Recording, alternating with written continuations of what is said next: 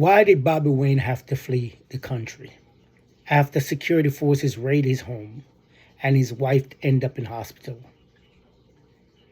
Because right now, people are being arrested, detained, and depending on who you ask, the story completely changes.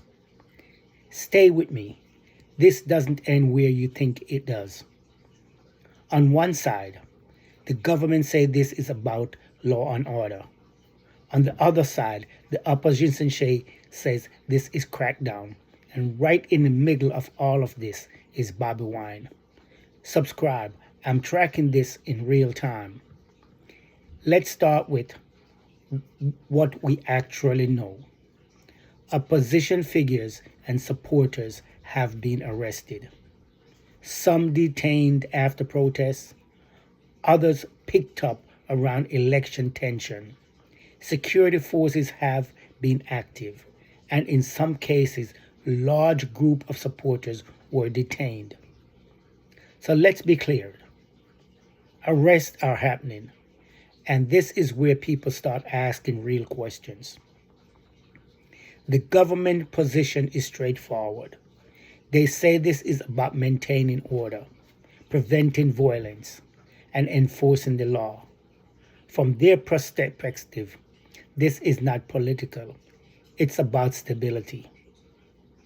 But that's only one side, and the other side is where it gets uncomfortable.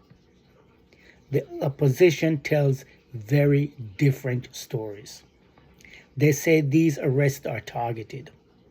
The supporters are being picked up, not because of what they did, but because of who they support.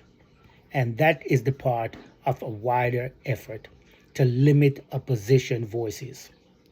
And this is exactly why people are asking what really happened during that raid and why Bobby Wine had to leave in the first place.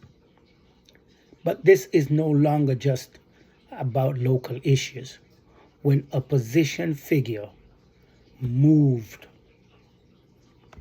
when attention shifts outside the country, the pressure changes, and that's exactly what we are seeing right now. What happened inside Uganda is now being watched globally. So is Uganda cracking down? Here's the honest answer. Opposition figures and supporters are being arrested. But the reason depends on who you ask. Government says security. Opposition says suppression. And the truth is right in that tension. Because when situation reaches the point where homes are raided, people are injured, and leaders leave country, it no longer just politics. What we do know, this situation is not over. It's still developing, and it's getting more attention. If you think people need to understand this, share this video, because this story is not being told clearly. Subscribe, because this is still unfolding, and I am not missing what comes next. If you are being followed, if you have been following this closely, you already know something doesn't add up.